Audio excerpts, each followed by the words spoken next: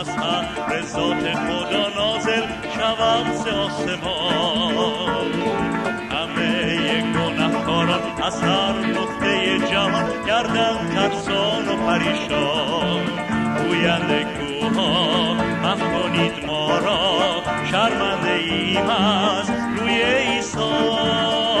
شادانم حمد شکرانم بازگشت منجیم را خواهانم.